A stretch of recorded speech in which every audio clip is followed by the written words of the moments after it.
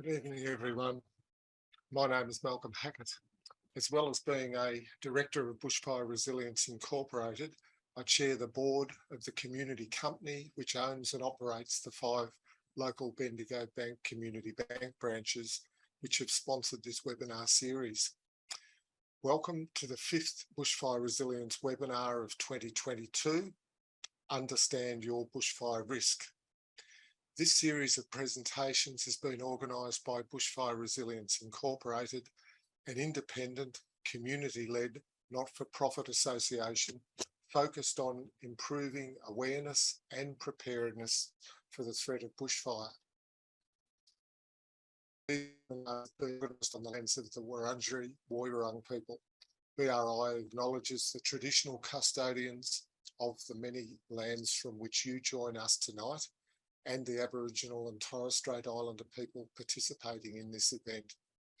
We pay our respects to their elders past, present and emerging, and celebrate the diversity of Aboriginal peoples and their ongoing cultures and connection to the lands and waters across Australia. Please note that the webinars and the presenters are providing information, not advice. Our intention is to provide general information about risks to property and people. It's your responsibility to seek advice for your particular situation. This may be a sensitive topic for some people, and there are suggested services shown on the screen. We'd like to thank our sponsors, our local Bendigo Bank community bank branches, CFA, FRRR, the Foundation for Rural Regional Renewal, Warrandyte Riverside Market, Nillumbik Shire Council, Safer Together, Rotary Diamond Creek, and Davy Pumps. Now, a little bit from our sponsors. Bendigo Bank may be a full-service bank with a national footprint, but its community bank branches are focused on their local communities. They come into existence because local people want them. They thrive because local communities support them on the promise that they'll feed into the community and not off it. We see ourselves as strengthening the local economy and social connectedness.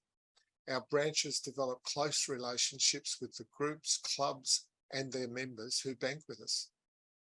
For us, banking remains a people business, and it's why you can still walk into our branches and speak with a manager, a lender, or service staff who will follow your issue through to resolution. This level of personal service is becoming increasingly rare as the other banks close their doors. If you're dissatisfied with your current level of service and want to explore changing banks, call in at a community bank branch. It's not a difficult process these days. Alternatively, you could simply test us with one product and see if we live up to my claims. Thank you for registering your interest and for submitting your questions in advance. You'll be able to ask questions as we proceed using the Q&A function, but please keep your questions short and to the point. It will not be possible to answer all the submitted questions. We may be able to provide answers on our website. These webinars are being recorded, and everyone who is registered will be sent the link. Now, tonight's program includes 3 presentations, a panel session and a Q&A session, and we will finish at 9 p.m. We'll begin with a presentation by Dr. Kevin Tolhurst, AM, University of Melbourne, followed by a presentation by Dr. Justin Leonard from the CSIRO, and a presentation by Ian Bennetts of the Bushfire Building Council of Australia. Then, Kevin, Justin and Ian will be joined for the panel session by Jeff Emmerton from the Bushfire Building Council of Australia. Welcome, Kevin, and I'll hand over to you. Thanks, Malcolm. I'll just share my screen. So what's important I guess, to get out of tonight is a better understanding of the bushfire, what bushfire risk is, and where we fit within that bushfire spectrum. So, what's bushfire risk? Well, fundamentally, it's the chance of fire damaging or destroying human life or property, amenity, natural resources, income potential, sense of well-being, infrastructure such as power, water, roads, schools, hospitals, and so on. So it's really the potential for bushfires to do damage. The bushfire risk that we're looking at is really the result of the interaction of three main factors. The first being the exposure to bushfire hazards, and I'll describe what those hazards are in a little more detail in a minute. The vulnerability of the assets and values to those hazards. And finally, the likelihood that those hazards are going to occur. So the likelihood of the severe weather conditions, the ignition points that start a fire, and so on, that lead to that exposure to, by those vulnerable values and assets.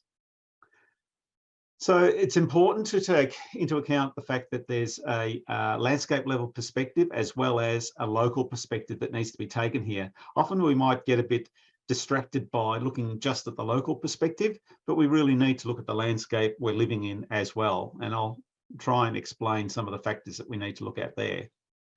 As well as that spatial extent, we need to be looking temporally as well. What we do to prepare ourselves for the next 1 to 5 years is on one hand is okay, but we also need to be looking at a longer term occurrence of events as well. So the 20 to 50 year type time frame where a much bigger event and more severe outcomes might occur. We need to be prepared for that as well. So it's both the spatial and temporal scales we need to be considering when we're looking at bushfire hazards. So I would see the main 5 fire hazards that we're concerned with is smoke, embers, heat, flames, and fire-induced winds. So smoke might affect visibility, might affect your ability to breathe. So it has health potential implications. Embers are important because they can start spot fires, but they also can set fire to houses, dwellings, and materials around houses. Heat comes in various forms: convection, radiation, and conduction. Heat causes degradation or potentially lethal effects on human and other animal life.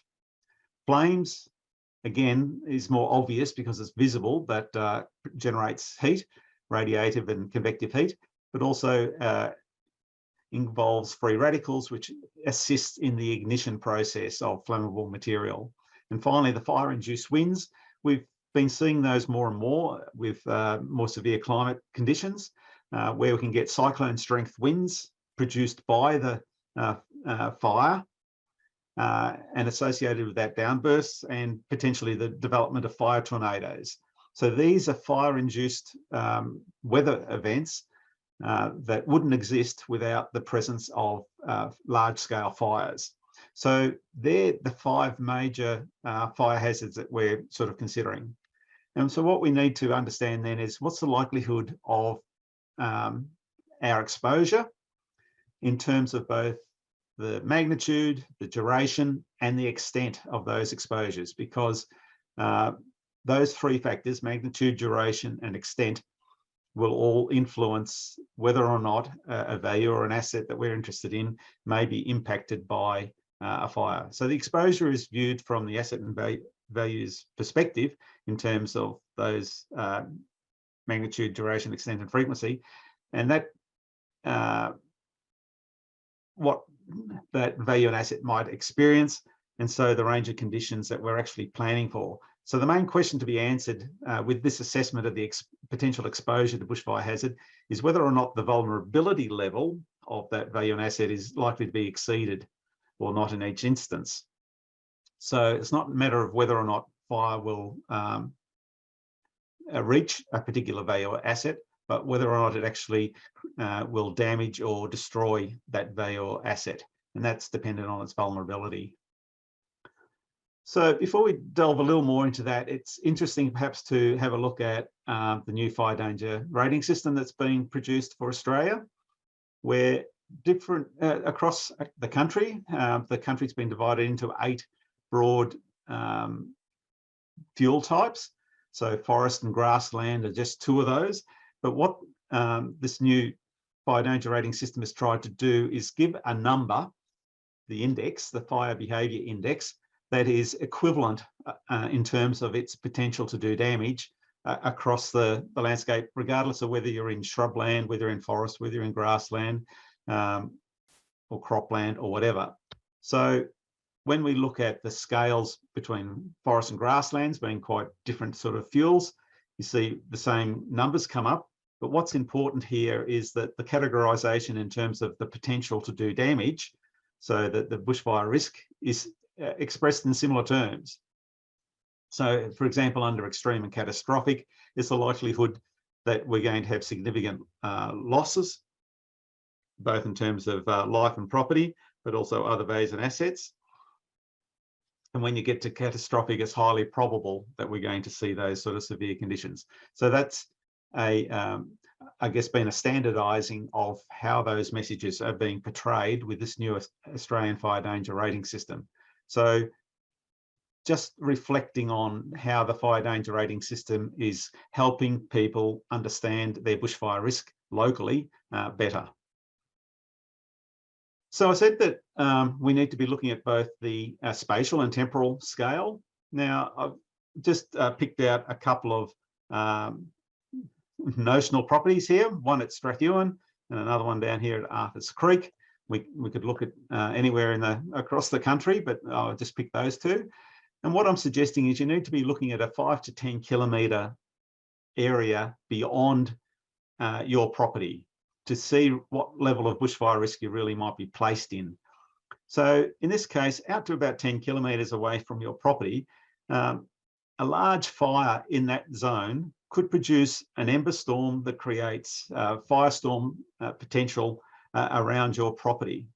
So the steepness of the terrain, the amount of fuel, the size of the fire that could generate there could have an impact on you. So it's not a matter of just looking at what's within your immediate vicinity with 100 metres or a kilometre of where you are, but in fact, this 5 to 10 kilometre range is really quite important. And we'll just see, I'll go through a little bit of more detail, but these 2 properties here, which are almost neighbours, are actually situated in quite different bushfire risk areas. So looking at the more southern one to start with, so just going back here, this Arthur's Creek one. So what we can see here, it's largely surrounded by grassy area. There's certainly some forested area nearby, but it's a reasonable distance from these hills, probably 7 or 8 kilometres from these hills. So the amount of embers that are going to be falling on this property here from a large fire in the forest in these hills is going to be significantly less than the other property we were looking at before, but it will be subjected to embers and intense fire, potentially from some of these local forest patches, and also the grassland area through here. So looking a little closer to this Arthur's Creek example here, we can see it's about 7 or 8 kilometres away from this urban area here. So potentially occupants of this property here, if they wanted to leave, they would have 7 or 8 kilometres to travel to perhaps get into an area that they know won't be subjected to severe bushfire. But the question is whether or not they make that decision and what the road conditions are like in the event of wanting to do that movement. Looking at the second property here, so this one's further up the valley towards Strathewen. What we can see is it's more surrounded really by forest here. So almost regardless of which way the wind is coming from, the potential for this property to be subjected to intense spotting activity, and therefore the potential for firestorm development is much, much greater.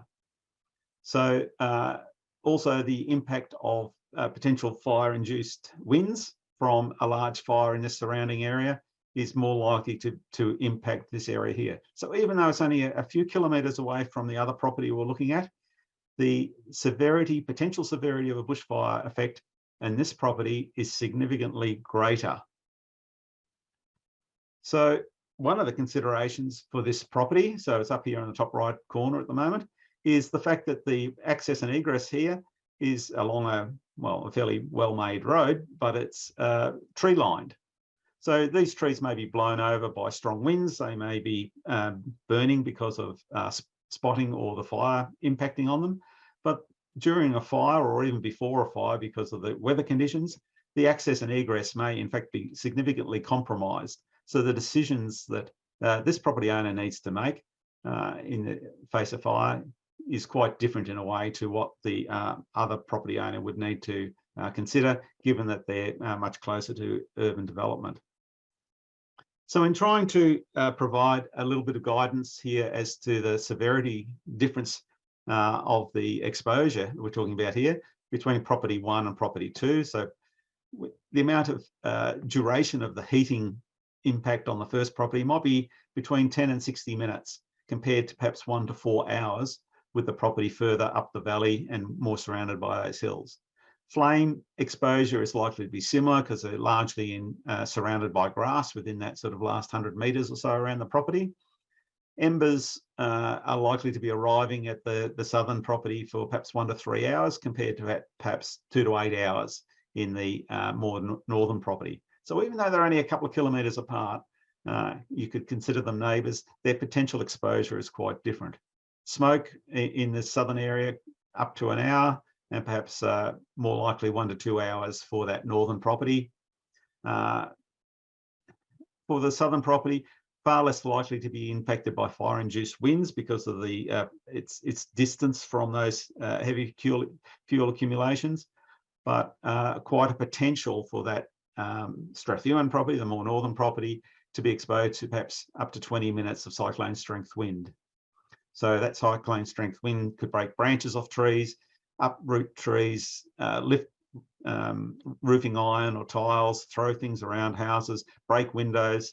The significance of these cyclone strength winds are quite great in terms of your ability to be able to do anything outside, but also to try and defend a property if you're going to be exposed to those sort of hazards. So your options might be to avoid by leaving early, using some sort of building some sort of barriers or a refuge area or shelter to avoid the exposure to those conditions. Or you may reduce the exposure by how you treat the surrounding area through grazing, slashing, fuel reduction of various forms and so on. So there are ways of perhaps minimising or reducing the magnitude and nature of those exposures. So from a more local perspective, it's interesting to look at an area here that was burnt in 2009. This is Marysville. A number of houses survived here. About 95% of the houses were lost. But to understand what was different about these properties that actually survived compared with the ones that weren't. Now, one of the differences is that most of the houses that survived at Marysville were actually much closer to the bush, which seems to be a bit counterintuitive. But one of the things that happens in a development like this is that there's a lot of house-to-house ignition. And this has occurred a number of times in various geographic areas in Eastern Australia and Western Australia in the last decade or so. But it's also quite dependent on the nature of the how well the house is prepared, how hard it is in terms of its how resistant it might be to ember attack, and even just the way in which the structures are built, verandas, materials around the outside of the house and so on. So what we can see here is a lot of the vegetation in this township didn't actually burn. So when we see these severe fires going through, we have this vision of a wall of flame going through, but that's not really the reality that a lot of people in these areas are exposed to. It's more spot fires, house-to-house ignition and the like. So this would have been more like a township fire, which would have been, and we know was going to be difficult to survive because of the amount of heat generated from the houses burning, is more so than perhaps the surrounding forest burning. But the forest produced the embers that helped spread the fire through this township and provided an ignition source. So we've got to be a little careful about thinking that we're safe just because we're living in an open area. We need to be looking at the vegetation as fuel and differentiate between vegetation that might in fact be reducing local winds or embers or radiation, compared with vegetation that may in fact be increasing the number of embers or the radiation that the house might be exposed to. So what we can see in this picture over here, for example, the house was lost, but the leaves are still on the vegetation. The vegetation actually provided a buffer or a protection to this house to some extent. So what this house was probably most exposed to were embers coming from the surrounding areas and then landing on material associated with the house, whether it's doormats, whether it's the verandas, whether it's getting in under the eaves, whether it's burning leaves that have caught in the guttering around the house, a whole host of possibilities here. But the fact the house was lost probably had more to do with the maintenance and construction of the house than it did about the vegetation around it. So the vegetation is not necessarily always the baddie. So the things that we need to look at when we're assessing the vegetation as fuel, we need to be looking at those layers that exist and perhaps trying to provide some separation between both horizontally and vertically. So over here on the left, I've tried to depict the surface fuel layer. So leaf, twigs, bark material on the ground. Then there's grasses and sedges and material that's more vertically oriented, which we call near surface fuel, which is, we can consider shrubland, if you like, which we call elevated fuel, which will be responsible for a lot more higher flames and radiation. Then we've got the trees broken into two parts, I suppose, the bark coming off the trees, which reduces a large proportion of the embers, and then the canopy fuel as well, which adds to the fuel burning.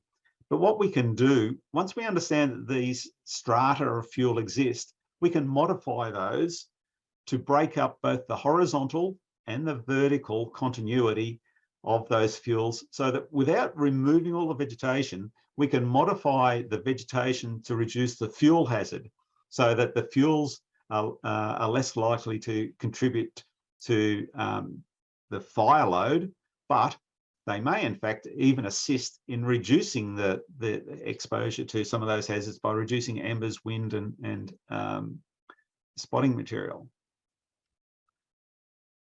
So we can't just look at fire hazards. Associated with fire, there's going to be other hazards that we need to consider, and that includes ambient weather conditions.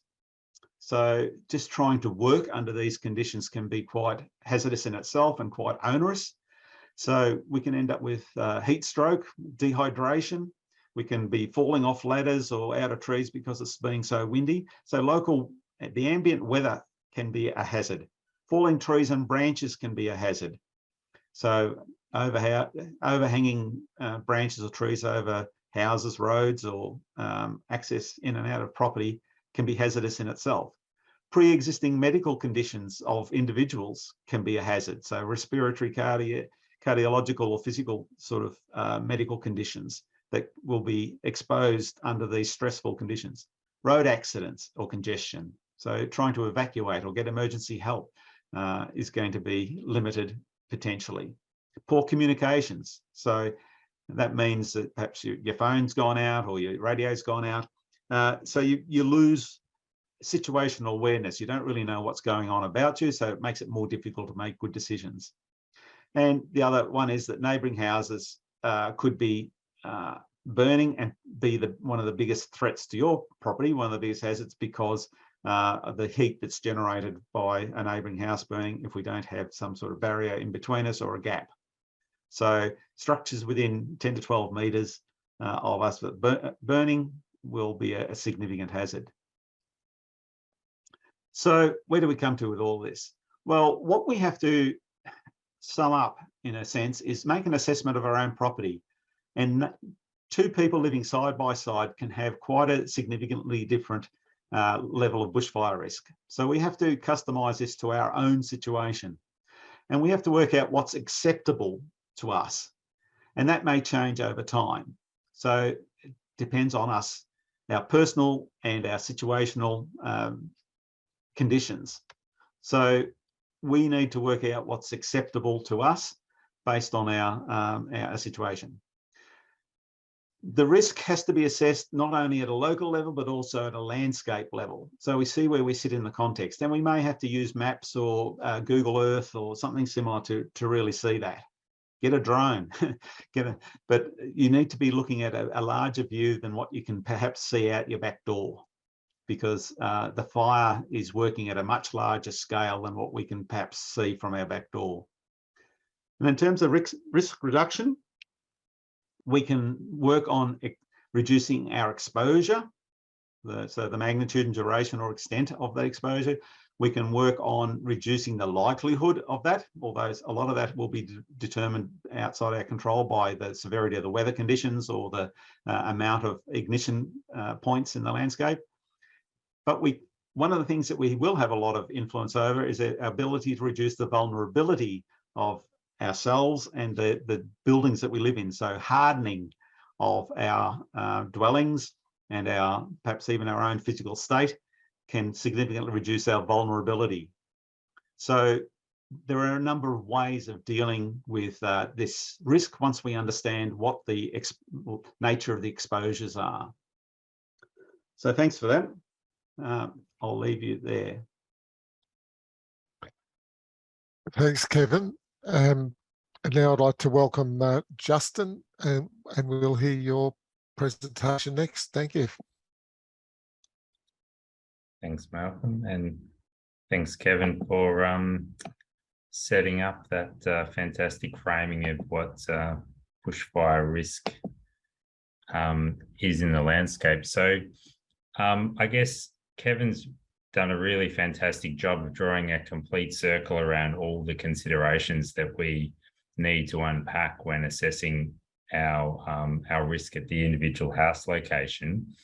And I'd sort of like to drill into some of the up and coming data sets and processes that help us with some of the more difficult ones in that broader context to try and quantify. And that comes down to the trying to understand things like quantifying the weather, how bad the weather could be at your location, and how that translates to the severity that we might experience in that particular location. So I guess I want to take you to, well, imagine if we could readily access sort of an informational data layer that describes what a reasonable worst case bushfire intensity might be that your home could experience. And to unpack what that is at both, in the coming season, but also to extend that understanding to what kind of severity it might face under a climate changed future at some logical time in the future. So, we're planning or trying to upgrade our house to be ready for not just what we're going to face in the near term, but over its reasonable life. And I guess what if we could also have those data layers be the official data layers that governments, both state and federal, refer to as the official layers that quantify that, and that our regulations and planning and building regulations are consistent with the ones that we can access as community members to quantify. So it's sort of bringing that whole process together to answer a couple of the line items in Kevin's qualification of that broader process. So by no means is it's the complete picture. It's some of the key, more challenging processes for people to get their head around. Luckily, most of the other processes are able to be understood and gleaned from observing the landscape around us. So how do we do that? Well, it's a problem that is quite consistent across all of Australia. So it's at many places across the whole of the nation face it.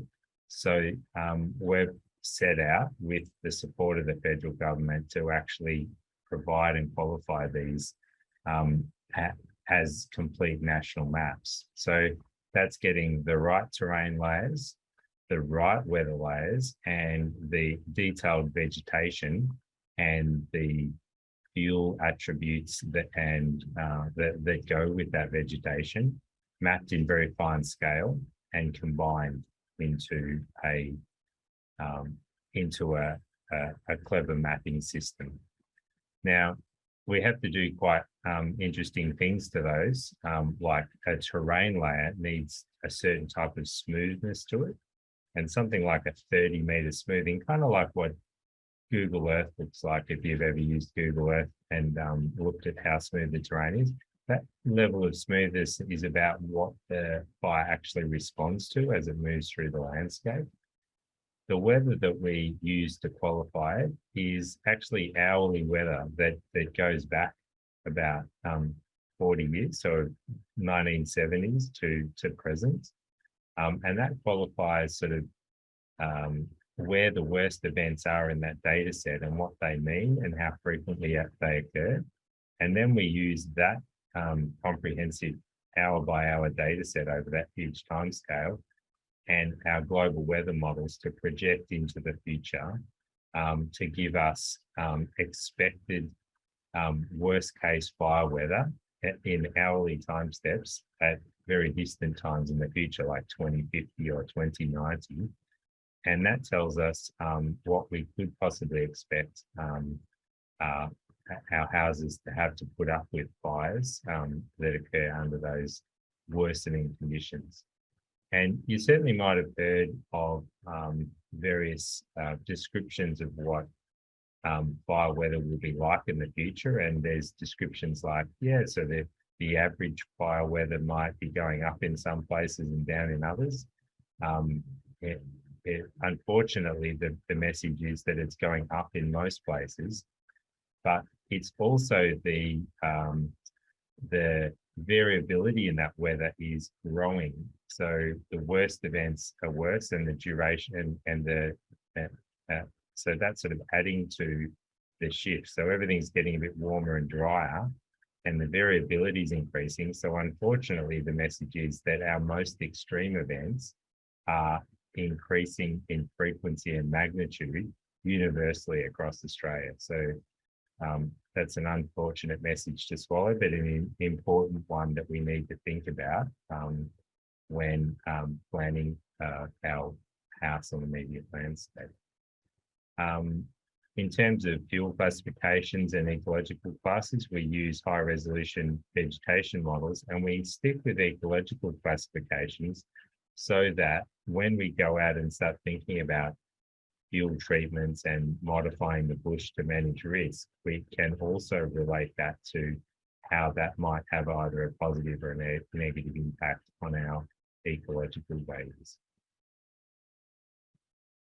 Now, they can then be translated into estimates of how severe the fire might be at very high resolution around houses. So we can actually map out the severity of fire and relate that to how much we need to harden our structures.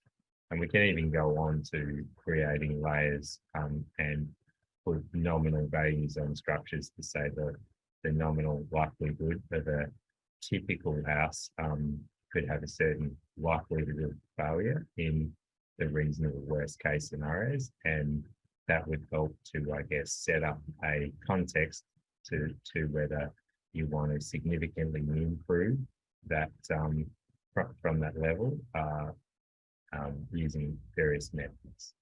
And it can also, it can inform building codes, and it can inform things like rating tools and systems such as the one Bennetts is about to present.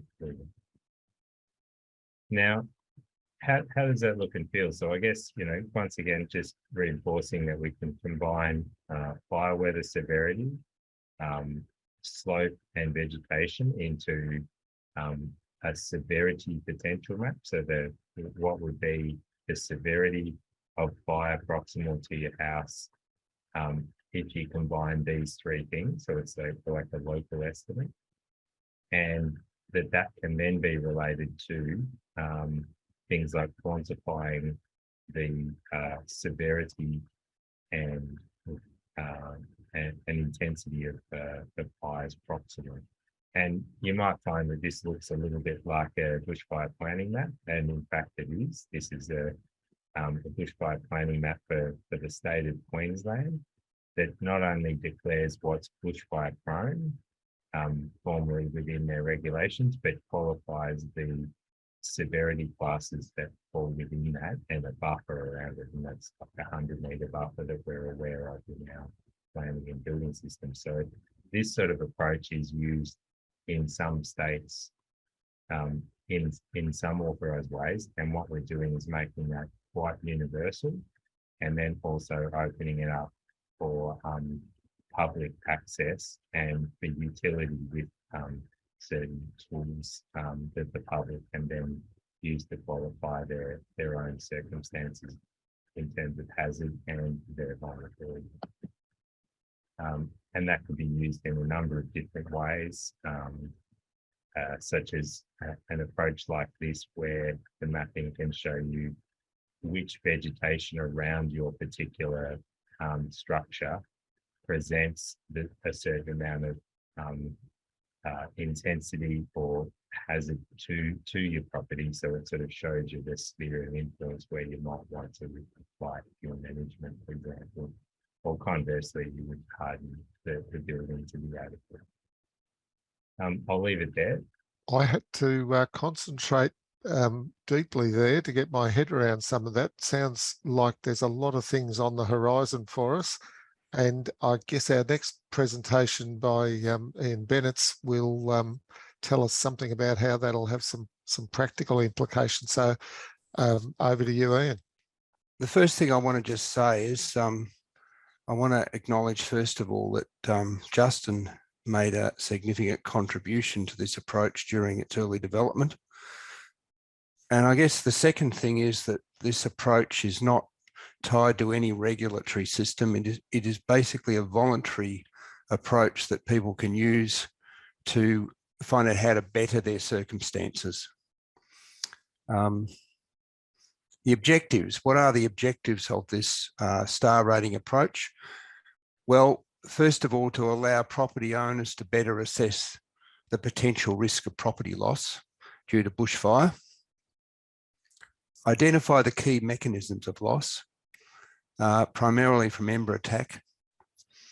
That's what I principally want to talk about tonight, and provide guidance on risk mitigation through practical targeted recommendations. As a bit of an overview, the approach is what I call a notional probabilistic approach. So in effect, what the model does is it estimates using an engineering model, what is the notional probability of loss of a particular situation. We're not saying for a moment this is highly accurate, but what it is it's an estimate that enables you to compare one situation with another. So it's an important way of saying, is it likely that you would lose your house, or is it not likely? And obviously, houses with a low probability of loss will get a high star rating, and conversely, those with a high probability of loss would have a low rating.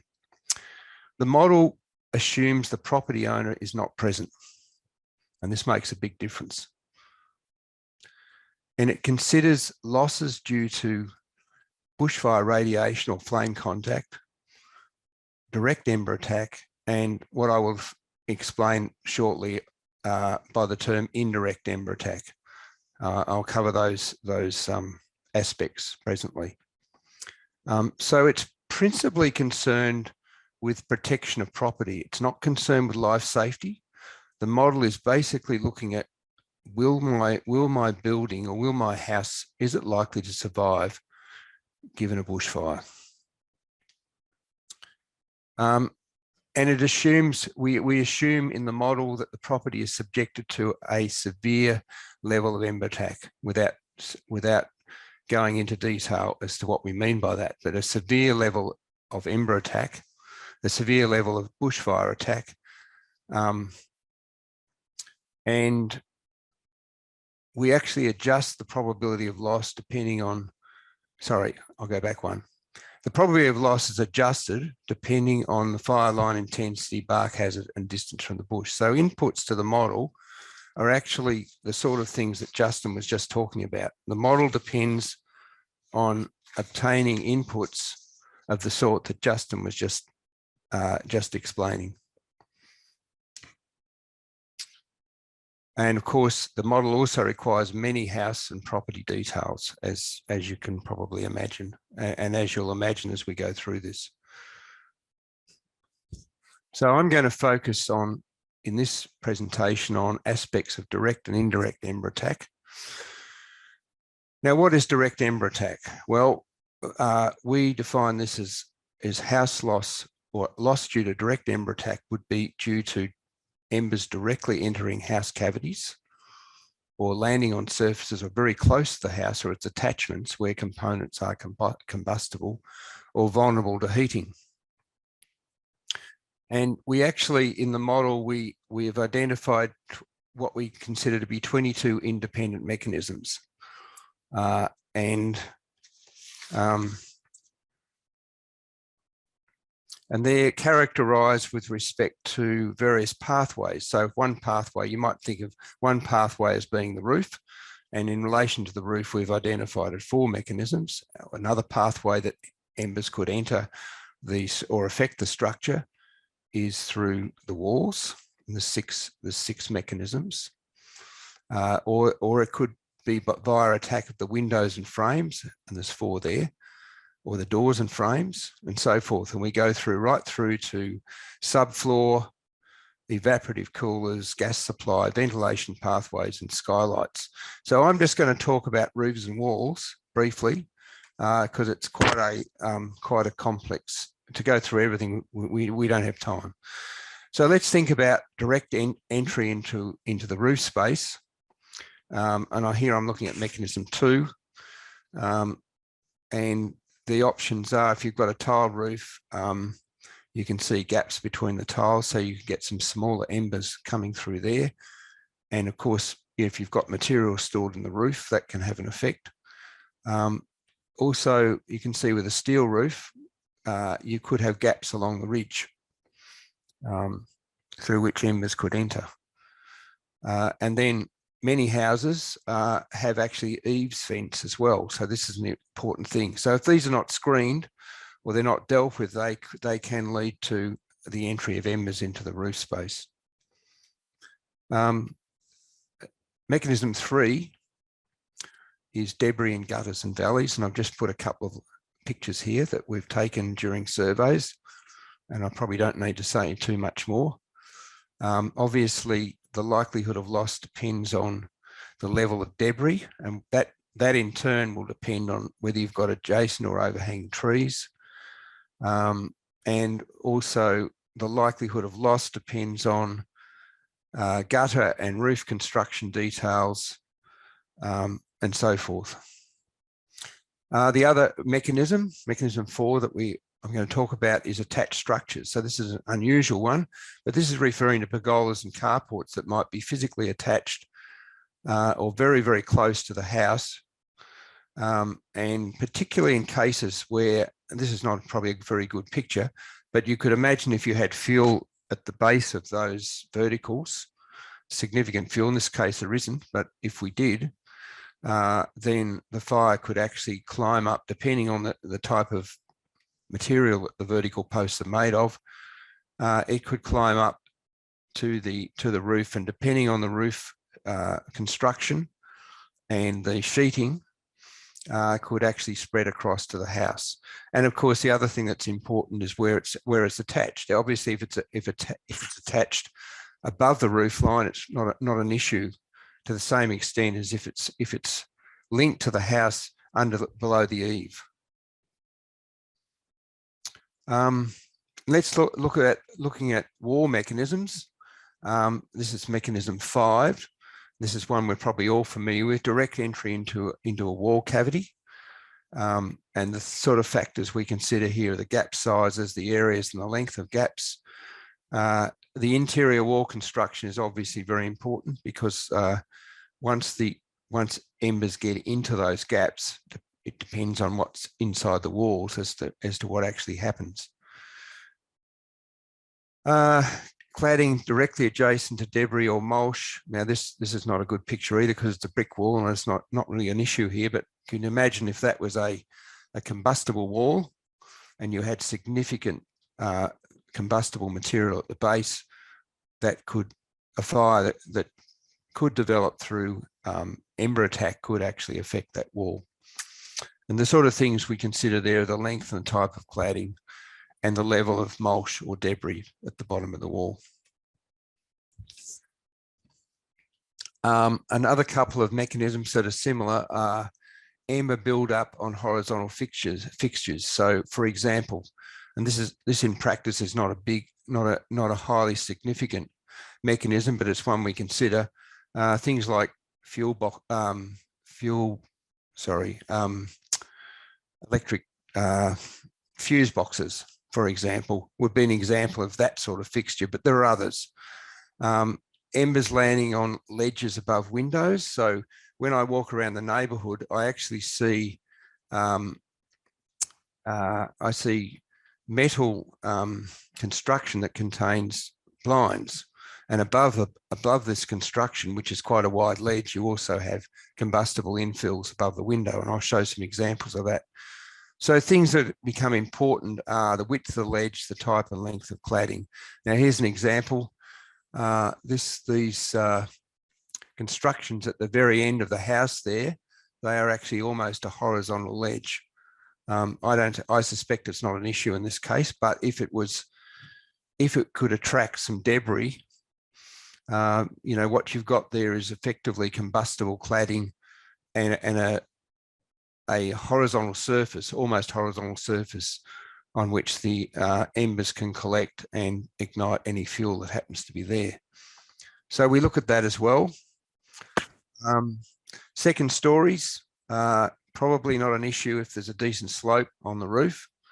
In this case there is, but in principle it's something that has to be looked at. So in this case we've got combustible cladding, I think, on the top story. And by the way, it's very common now for people to use EPS, expanded polystyrene, lightly rendered, on the top story. So the junction between the roof and the top story could be an issue if the slope is low. And one of the main things that we look at and we think is a significant mechanism is the interface of a wall, combustible wall, with a combustible deck. And the factors that we consider here are the wall cladding type, the deck construction. So how is the deck supported? Do we have combustible verticals? Are they CCA treated pine? Are the bearers treated pine, or are they something different? What is the decking made out of? The height of the deck above the ground, and whether the deck's actually closed or not. The presence of overhanging trees can be important because that will just create debris. Surrounded deck corners where you've got a corner where debris can actually get locked in, that's an issue. This is actually my deck, I have to admit, but you can see it's an interesting thing because the level above the ground is low.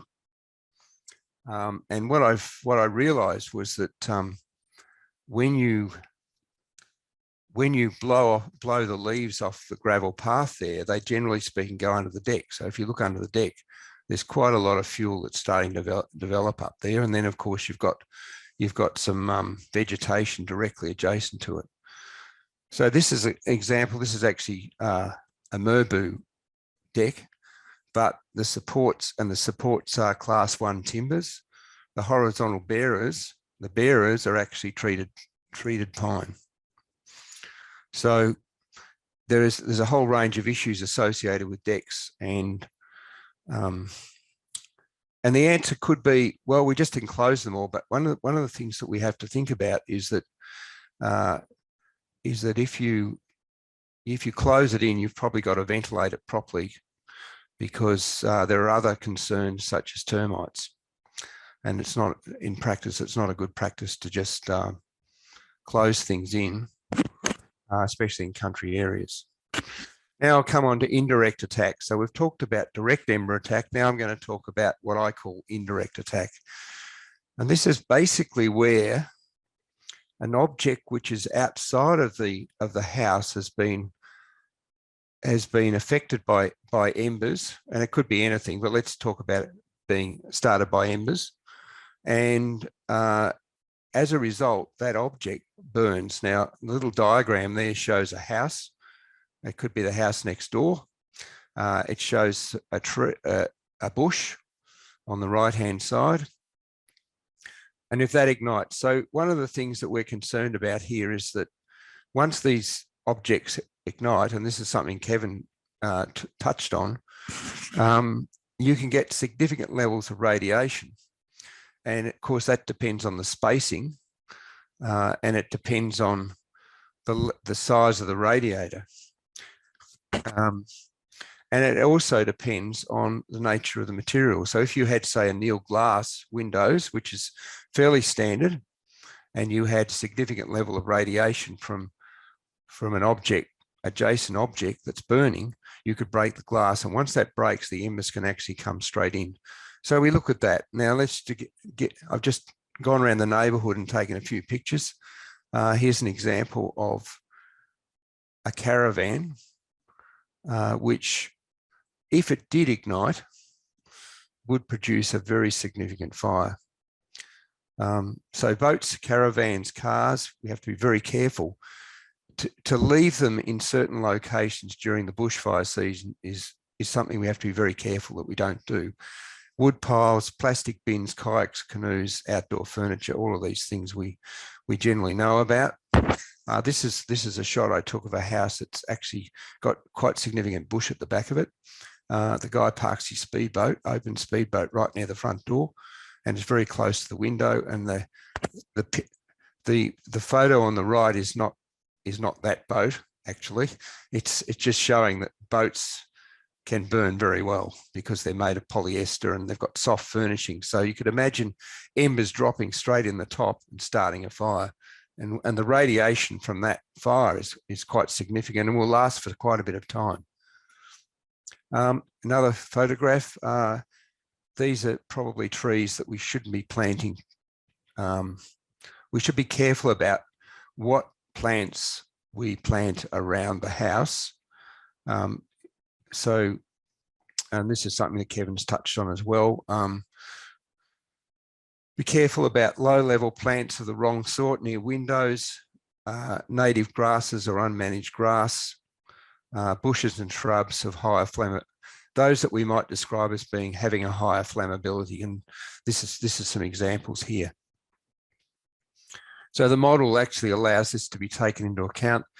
Other things that we look at are retaining walls, and this is a slide that shows a retaining wall adjacent to timber cladding, but also adjacent to an LPG tank. I think the spacing is sufficient for it not to be an issue, actually, in this case. But you could imagine if that wall was closer, it could present an issue.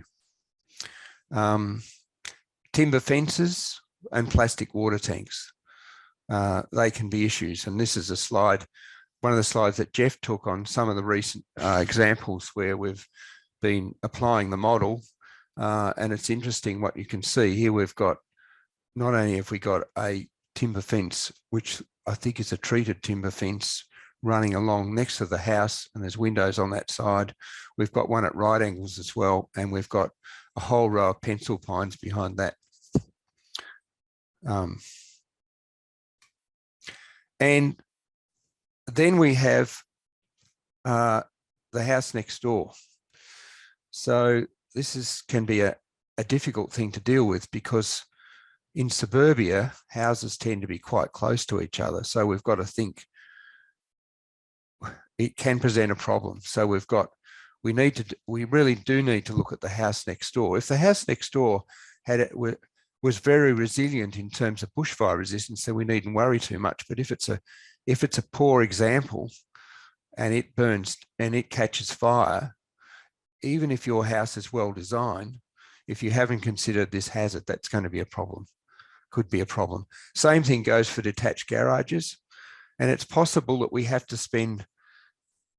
may have to protect our garages against ember attack to the same level as we might consider, for example, protecting our houses. Because if the garage is too close and it catches fire, and most people's garages that I've seen have got a lot of fuel in them, then it could impact the house.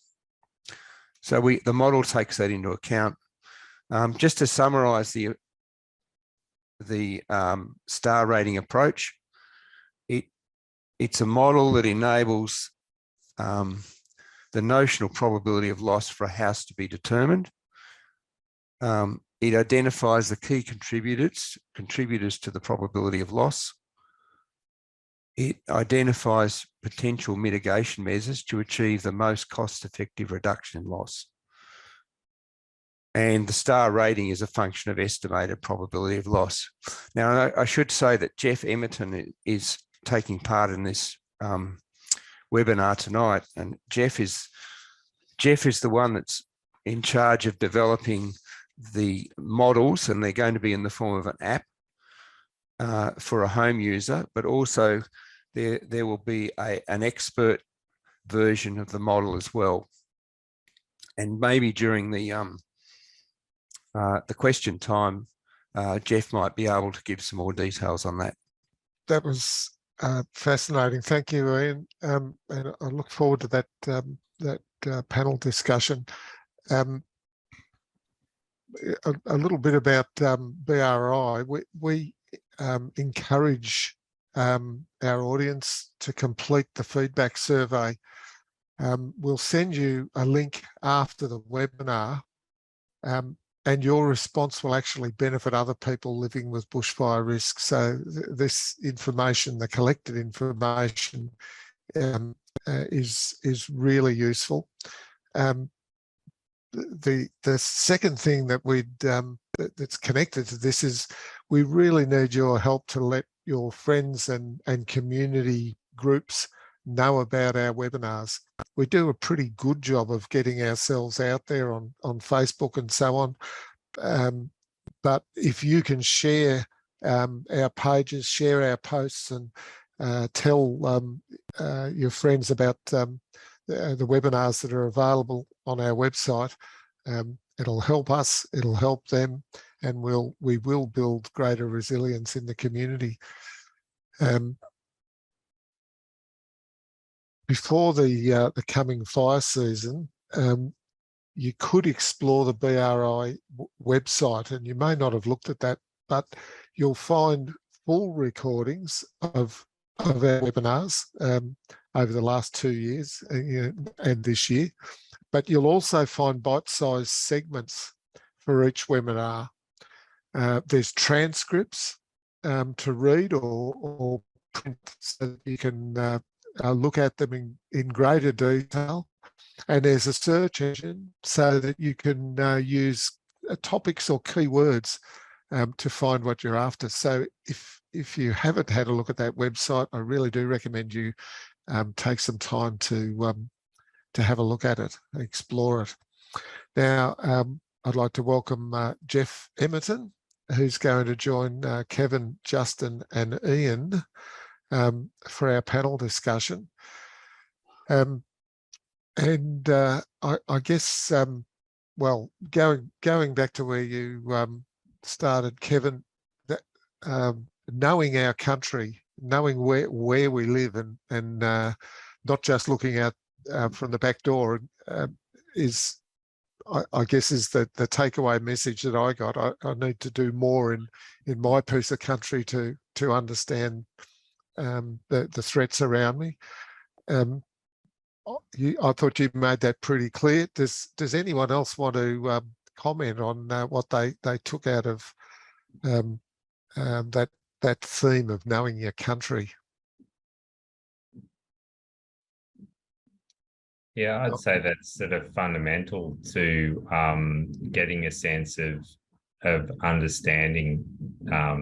You really have to be connected to what's happening around you and how that ebbs and flows through the seasons, and how it translates to your own risk. I think it's really happy to have any conversation at all unless that's sort of established as the basis of everyone's understanding. One of my experiences from Ash Wednesday were the people of Marysville were quite concerned during Ash Wednesday that they might be impacted by the fire. And at the time we said, look, the fire is not going to reach as far as Marysville under the conditions that were prevailing, and it didn't. But there was a lot of smoke, and people were quite concerned about it at the time. And then when it came to 2009, I think Marysville had almost felt a bit complacent because the previous fire didn't reach there. And often there's this expectation that history will continue to repeat itself. But the reality was it was quite a different set of conditions and so on. And the lands, so people in Marysville didn't think that Marysville was all that fire prone because it was down in a valley. And yet we saw, because of the scale of the fire and the nature of the terrain, some of those places in valleys were in fact some of the most fire prone areas, which is something that doesn't come out when you sort of just look at a local assessment of a location. So I think we've got to be quite careful at looking at our landscape context as well as our local context. So that was something that struck me, I guess, from the 2009 fires in Victoria, and probably people in Tathra in New South Wales, for example, living on the coast, thinking that they were fairly safe because they were along the coast, or Malakuta, for example. So not really appreciating how the surrounding area might play out in terms of the scale and the nature of the fire that might impact them. Just following on, I think that well, one of the slides that you showed, Kevin, of the road with the trees on either side, as it happens, that's the road that leads into Strathune, near where I live, and you were 100% right. Trees, massive trees, came down and blocked that road, and so you can be thinking about the wider landscape and then forget about some of the specifics. What are the things that are going to have an immediate and catastrophic effect close by? And I guess even just at a finer scale, one of the things Ian was talking about, I guess, was having areas where embers collect and using his blower to blow leaves off. If you've got leaves and material collecting in gutters or in corners around your house or whatever, that's exactly the same spot all the embers are going to land as well. So you sort of get a bit of a forewarning in a sense by just seeing where leaves and bark and twigs normally collect. Well, the same thing is going to happen with embers when you've got ember-filled air. So I think some of the points that Ian was making can be sort of visualised just from normal experience, if you like, as well, but just put embers into the equation. Jeff, are there any comments you'd like to add to that about the house construction and risks associated? Yeah, look, as Ian alluded to, we're currently engaged, the Bushfire Building Council of Australia are currently engaged by the federal government to build an app based on some of the modelling that Ian revealed, and of course also relying on the NBIC data sets to give us the perspective of how dangerous the environment is. So that should be a great tool for general home users to use to get at least some insights into their level of risk. And also we've used the term hardening about the home, but I think more recently we're using the term resilience, resilience against bushfires in particular in this topic, but against other changes that are happening. And what we're hoping is that people will use the app and they'll end up getting some targeted recommendations of what they need to do to make their home potentially more resilient. And Ian has said that that level of risk, whilst not perfectly accurate, it does give you relativity. What is my home currently like? And if I made these changes, how much better could I potentially make the chance of surviving a bushfire event and predominantly an ember attack? When would we be able to anticipate getting access to those tools? Well, we have a hard deadline of March next year. The tool is currently in trial. What we're doing right now is comparing the expert assessment, which is done on Excel spreadsheets and a bit of back of envelope calculations using the model inputs, and then we're comparing that to what we're getting by using the home user app. So once we get our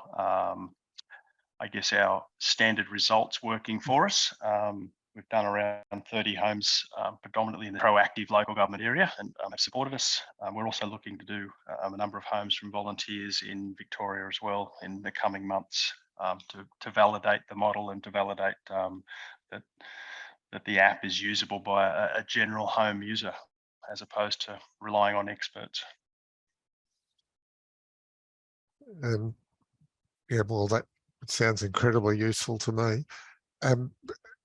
I guess the other theme in this is there's you can make these sorts of assessments, so you've got a pretty good idea of what your risk might be, but you have to work out, well, which things am I going to work on first, or what will be the triggers to take some action at a particular in particular circumstances. Have you got any sort of comments on that, Kevin? Yeah, look, I think one of the things that is interesting here is when you're doing the assessment, it's when you do the assessment. So you really need to be thinking about what the fuels and the area looks like in the middle of a drought.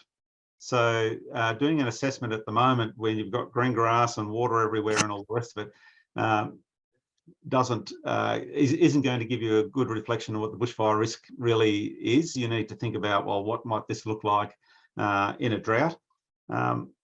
It's interesting also, a number of our big fire events have been preceded by other unusual sort of weather events. So in 2009, we basically had 5 days of heat wave activity, which actually burnt off a lot of green vegetation. And we back in Ash Wednesday, we had really severe frosts, which burnt off a lot of vegetation. We've had preceding storm damage, where we get a lot of woody material and branch material down the ground. So there's a lot of other conditions. So when the 5-star assessment's being made, in a sense, you need to be thinking about how bad could the fuels in this landscape look when a bushfire might occur here. So it's that takes a little bit of getting your head around. And if you've only lived in an area for perhaps 5 or 10 years, you may not have experienced that range of conditions. So I'd be saying to people, try to take a longer view of what might this look like under the worst conditions that a bushfire might occur in, rather than necessarily what's a more typical or current sort of view. I would think too, from certainly from where I live, if people talk to one another, you'll find people who've lived there for a fair while, or they understand a bit more about their landscape or even the history. And if you could have some of those neighbourhood talks, you'll get a greater understanding of what it might be like during a drought and so on. Justin, that tool that you talked about, so it sounds like there's the chance of getting a tool which is going to tell us right across the whole of Australia what the risks of particular locations are. And then if we combine that with the Building Council tool, we've got one that's going to be able to tell us something about the nature of our risks related on the sort of building and the circumstances of it. Is that how you see those things coming together so ordinary people can make decisions? Yeah, that's right. So I guess to be clear, the mapping and these systems will provide the fire severity, which we call the hazard. So it sort of qualifies the hazard, and that becomes a key input into the star rating system that then looks to look for adequacy of the structure to put up with that aspect of the hazard, the intensity and the ember attack levels. What you can't see in these national mapping products is the detail around the structures and specifics around house design. That becomes part of the localized assessment, but at least you can bring in the key aspects, which are some of the key aspects, which is how nasty could the weather get, and how does that translate to a big nasty fire that could get proximal to the structure. So what have I got to put up with in that larger context, and then we can get on with the smaller details of responding to it and looking for those small vulnerabilities and details that Kevin articulated really well and then covered in the house design context.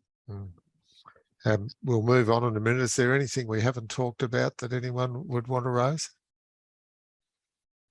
I guess one of the things I think we need to think about is this acceptable risk, and that's a personal thing that we need to sort of consider.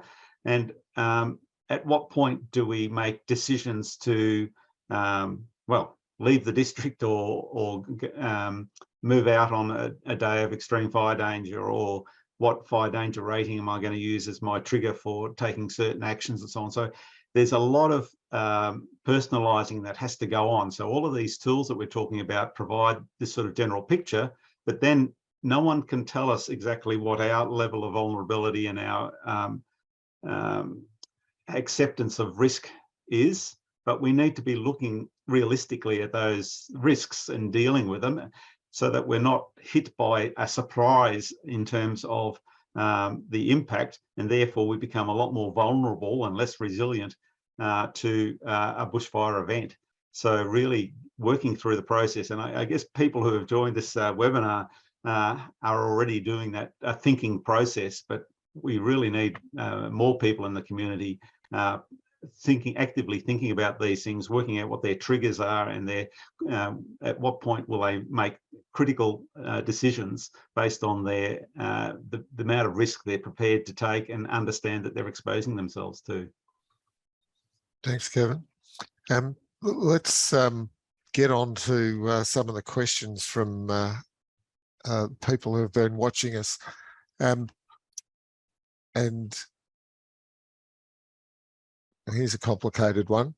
Modelling at such a fine scale is also useful to insurers, and a proactive response by homeowners is therefore likely desirable.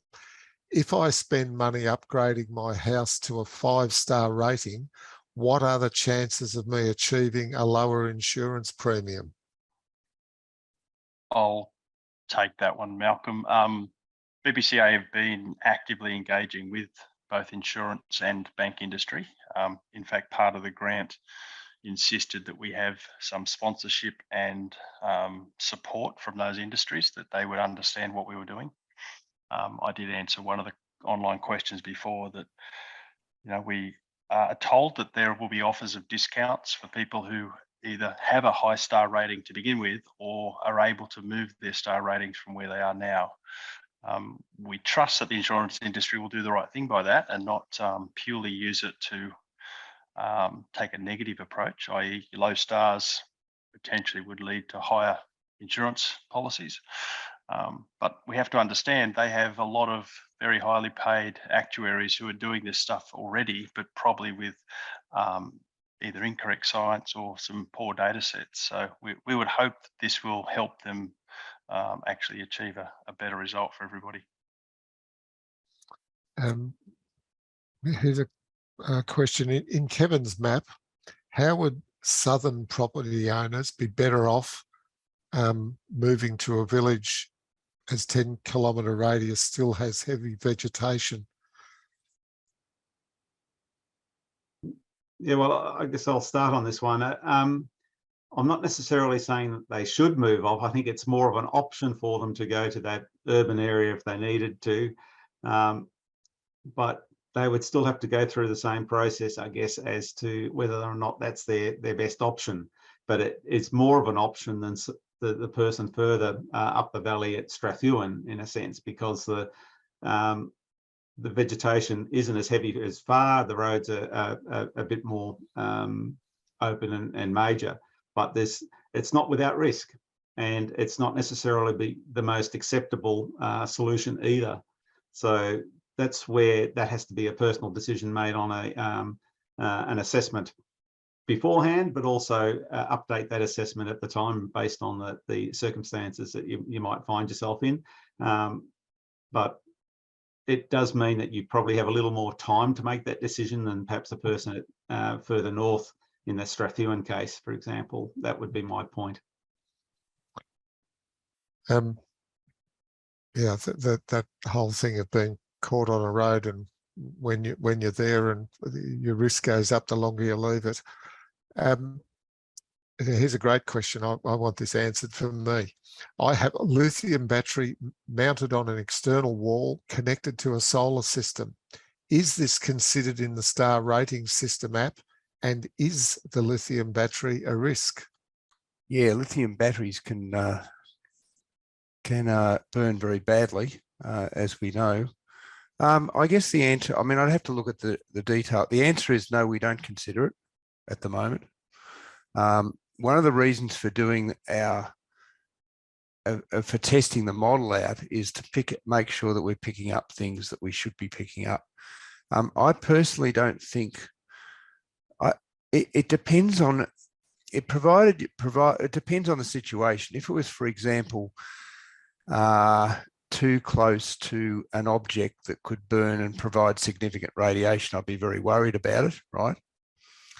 But if that's the case, probably your windows are going to break anyway. I don't see that that solar, I think systems mounted on the roof, and I'm sure Justin's probably got a comment on this too, but systems mounted on the roof, solar systems, to my way of thinking, don't really present a great risk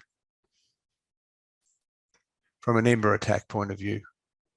What do you think, Justin? We have talked about it.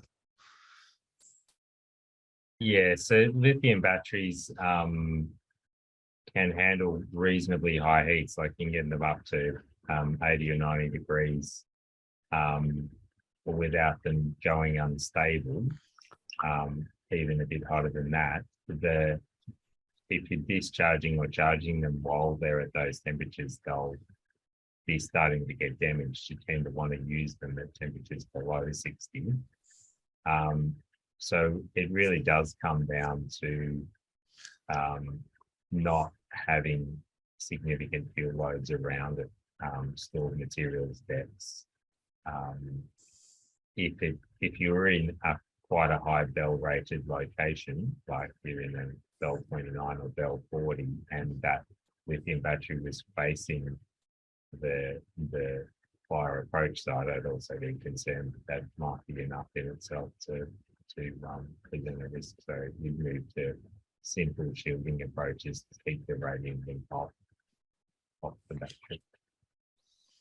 Yeah, I'd just add one comment, that is that in the model, the gas bottles, external gas bottles were considered, and they're probably in the same realm that, you know, once they actually get enough heat to catch fire, there could be a problem. But I think the home would already have had some other issue occur, such as a broken window or ember attack in another method, that means that, yeah, your lithium batteries and gas bottles are probably not the prime problem that you need to be concerned about.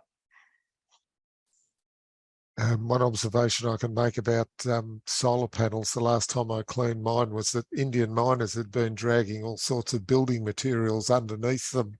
And so I'm going to have to continually clean out under them just to make sure they aren't building up stuff on the roof. I can add one more thing about solar panels, and that is it's not about the risk of the solar panel themselves, but if solar panels are involved in a construction, in a fire, so they're heat damaged and they've all delaminated, they're actually become quite toxic and need to be put away in a toxic landfill. because the chemicals that are pretty much locked into the solar panel, which are benign if they're not damaged, and you can just put them into landfill if they're not delaminated. If they are, it's quite a significant problem after bushfires. So no, it's an interesting concern, but it actually caused a lot of problems up in the New South Wales fires because they couldn't find enough landfill sites for so many solar panels that had been involved or implicated in houses that had burned. How agile is the mapping program? This person's interested in what about a situation like 3 consecutive drought years that could drastically alter the data? Does it take that sort of thing into account?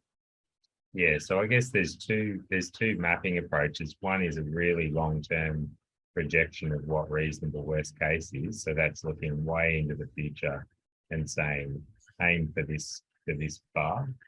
That's the long-term planning objective. And the short-term process is pretty much a month-on-month report on how fuel state is changing and evolving. So that's certainly current enough to pick up those shorter term processes and planning for coming fire seasons and how those droughts play out. Thanks, Justin. Back to the star rating app. Does it take sprinklers into account? I'll take that one, Malcolm. At the moment, we don't have any inputs for active safety, so we're assuming, I guess, we've used the term, worst case or a scenario where there is no one in attendance. And as we know, there are systems now that are remotely started and potentially able to run on their own. But again, we want to give people the, I guess, the worst case scenario is power's out, you've run out of water, whatever else might be the reason that your active systems aren't running. So at the moment, the star rating looks at the home in its standard state and then offers you only passive upgrades to improve the resilience of that home. I think in potentially future, we will see more of these active systems, and we'll have to consider whether we give you, for instance, extra stars because that system exists at the time.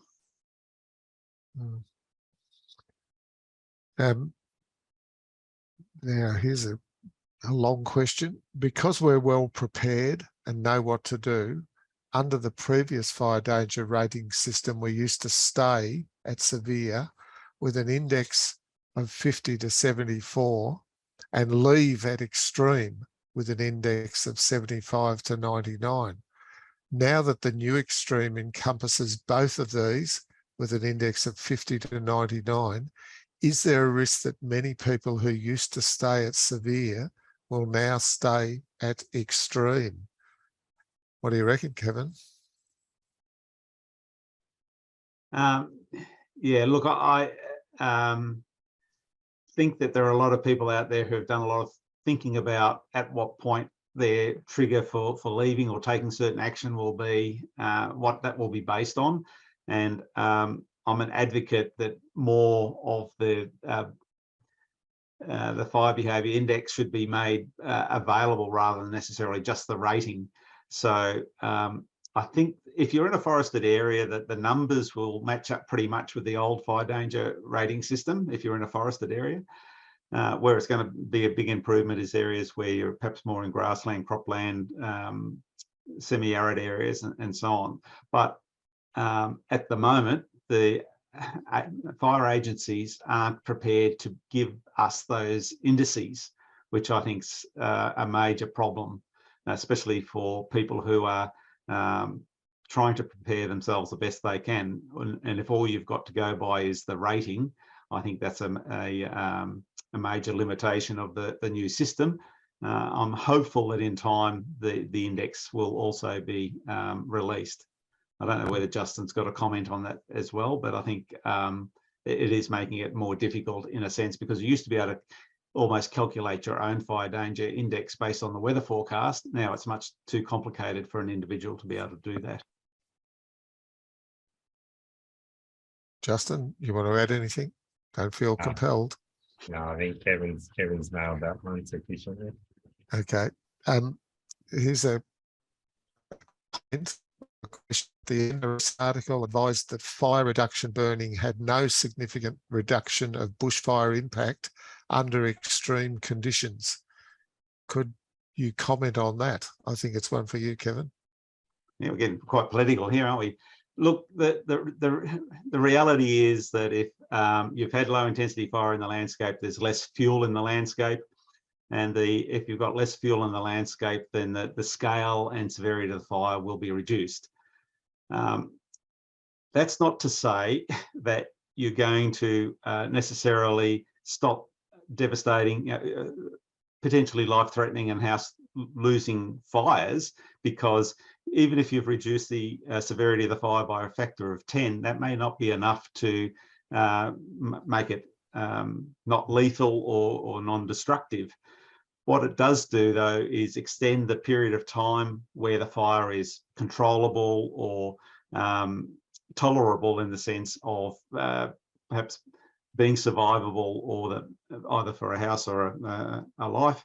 Being the number of hours in a day or the number of days in a week where it's survivable is increased.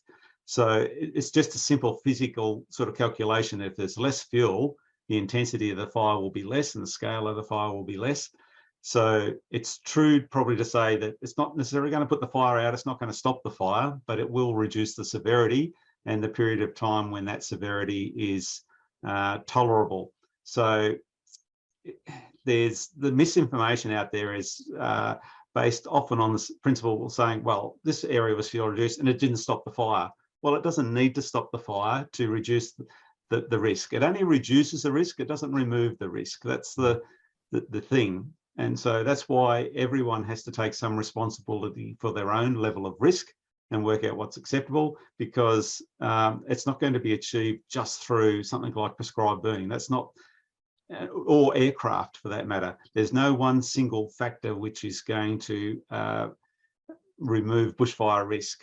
And we don't really want it or need it to, but we've got to live in this fire environment, accepting a certain level of risk. And the important thing is that that acceptable risk is something that we can be resilient to and cope with. So the prescribed burning debate has been politicised to an extent that it's not useful.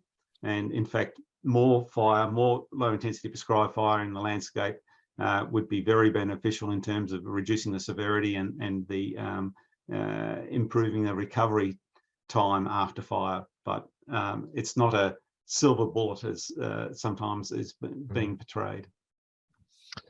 Thanks, Kevin. And thank you all. Thank you, Justin and Ian and Jeff, for a very informative session. We had 110 people online tonight. We had 2,000 people register, so there's a lot of interest in having a look at the webinar afterwards.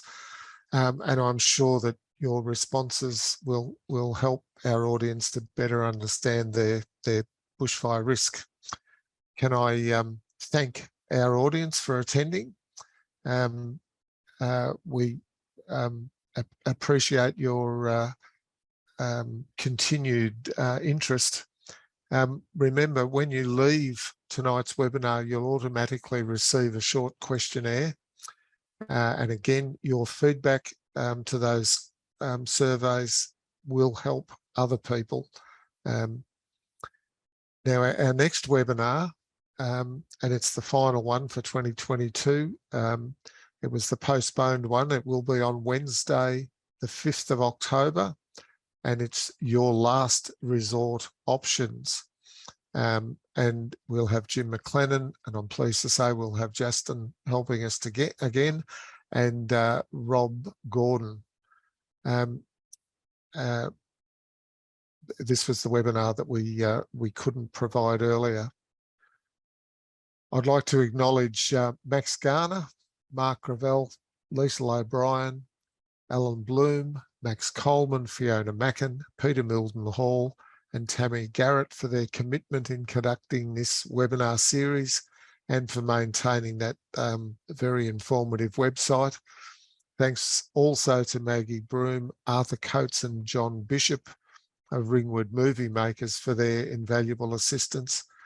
And special thanks to CFA District 14 headquarters for their support in providing the webinar platform, and especially the technical assistance and advice provided by Rowan Thornton, who, if he wasn't there, we would be sunk. So thank you to you, Rowan, very much.